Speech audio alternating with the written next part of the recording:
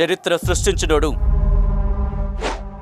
ఇప్పుడు ఆ చరిత్రని తిరగరాయబోతున్నాడు.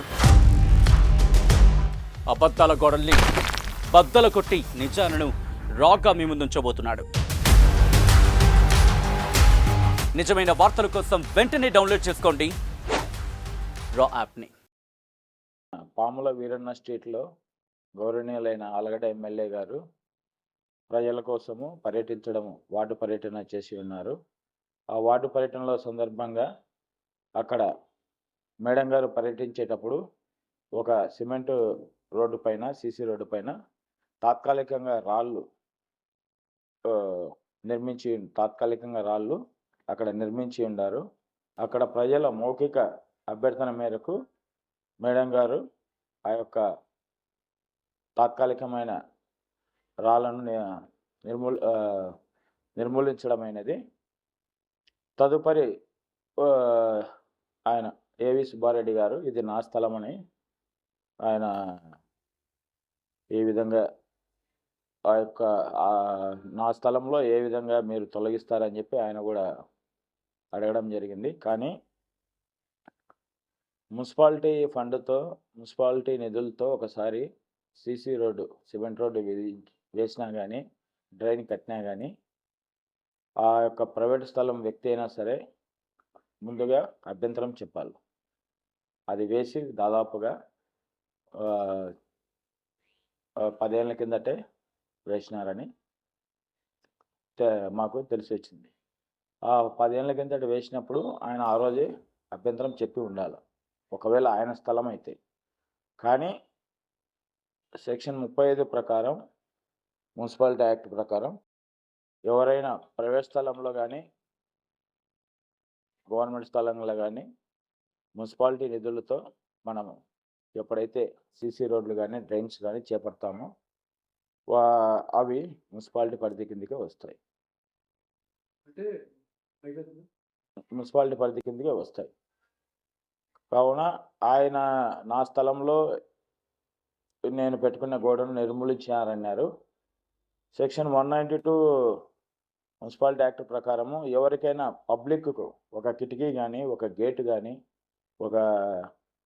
ఇంకొకటి కానీ ప్రజలకు ఇబ్బందికరంగా ఉన్నట్టే వితౌట్ నోటీసు నిర్మూలించవచ్చని చెప్పి సెక్షన్లో ఉంది. కనుక ఎవరైనా ప్రజల కోసము ఏదైనా అడ్డం ఉంటే అది మున్సిపాలిటీ యొక్క సీసీ రోడ్లో కానీ, డ్రైన్ మీద కానీ ఎన్క్రోచ్మెంట్ ఏదైనా అది ఖచ్చితంగా రూల్స్, నియమ నిబంధనల మేరకు తొలగిస్తారు. కనుక ఆయన నిన్ననే మాకు డాక్యుమెంట్ సమర్పించి ఉన్నారు. ఆ డాక్యుమెంట్ని తహసీల్దార్ గారికి పంపడం జరిగింది. ఆ యొక్క హద్దులు చూపించమని చెప్పి మళ్ళీ మేము ఆయనకు కూడా ఒక నోటీస్ ఇవ్వడం జరిగింది. మీ యొక్క ప్లాన్ అప్రూవల్ ఏ విధంగా తీసుకున్నారో తీసుకొచ్చి చూపించమని చెప్పి. కనుక దీనిపైన పూర్తి స్థాయిలో విచారణ జరిపి ఏదైతే కరెక్ట్ ఉందో అది ఆయనకు స్పీకింగ్ ఆర్డర్ కానీ ఈ విధంగా చేసినని చెప్పి మేము తెలియజేస్తాం. ప్రైవేట్ స్థలంలో రోడ్డు వేయడానికి నా పర్మిషన్ తీసుకున్నారా, అది ఎలా వేస్తారో అన్నది ఆయన అడుగుతున్నారు. ఆ రోజు ఆయన అబ్జెక్షన్ చేసినారు. ఒకవేళ తీసుకున్నారా లేదనేది ఆయన కాదు, వేసుకుంటూ పెట్టేప్పుడు ఆ రోజు ఆయన అబ్జెక్షన్ చేసి కోర్టుకు పోవడం కానీ, లేకపోతే నా స్థలంలో వేయద్దని చెప్పి మాకు ఒక రిప్రజెంటేషన్ ఇచ్చి ఉండాలి. ఆయన ఎటువంటిది ఇవ్వలేదు కదా. రోడ్డు మాత్రం వేసినారు. రోడ్డు వేసేటప్పుడు ఆయన ఎటువంటి మాకు అర్జీ సమర్పించినట్టు లేదు, ఎటువంటి ఆయన గౌరవ కోర్టుకు కూడా పోయినట్టు లేదు.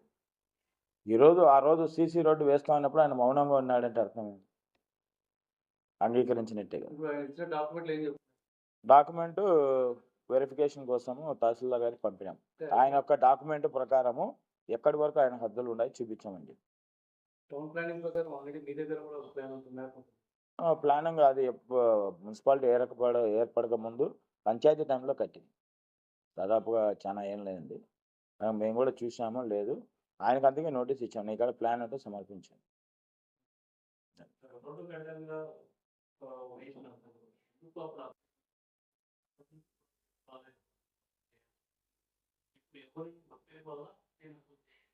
కరెక్టే. రోడ్డు ఇప్పుడు మీ స్థలంలో ఎవరైనా, మా స్థలంలో అయినా సరే ఎవరైనా వచ్చి ఒక రోడ్డు వేయడం కానీ ఇంకోటి కానీ ఆ రోజు అభ్యంతరం చెప్పాలా. చెప్పలేదంటే దాని అర్థం ఏంది?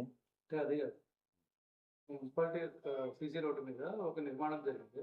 అడ్డంగా గోడ కడితే మీ అధికారులు కానీ మీరు కానీ ఇన్నేళ్ల నుంచి ఎందుకు దాన్ని పట్టించుకోలేదు?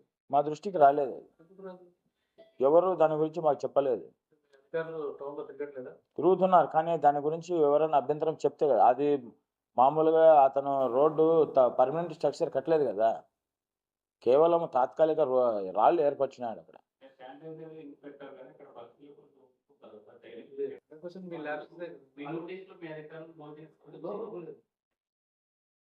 100% ల్యాప్సెస్ అంటే ప్రతిరోజు తిరుగుతూ ఉంటారు, చూస్తూ ఉంటారు. మా దృష్టికి వచ్చిన వాటికి కంపల్సరీ మేము అటెండ్ అవుతాము.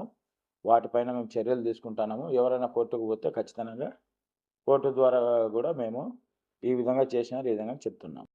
ఈరోజు ఆయన ఇది నాదని ఆయన ఆ రోజే అబ్జెక్షన్ చెప్పినంటే వేసేవాళ్ళు కాదు కదా. వన్స్ మున్సిపాలిటీ వాళ్ళు ఒకసారి రోడ్డు వేసినాక అది మున్సిపాలిటీ పరిధి కిందకి వస్తుంది. అధికారుల ప్రమేయం లేకుండా ప్రైవేట్ వ్యక్తుల గోడలు కూర్చొని ఆస్తి ప్రైవేట్ వ్యక్తి కాదు కదా, ఆమె గౌరవనీయులైన ఎమ్మెల్యే గారు కదా.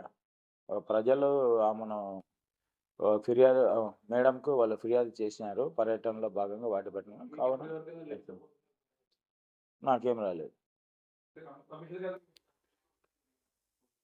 ఏది తెలియకుండా అంటే మామూలుగా మేము పీజీఆర్ఎస్ నిన్న public grievance redressal system collector గారి వీసీలో ఉంటాం. మామూలుగా మేడం గారు రోజు పర్యటిస్తూ ఉంటారు.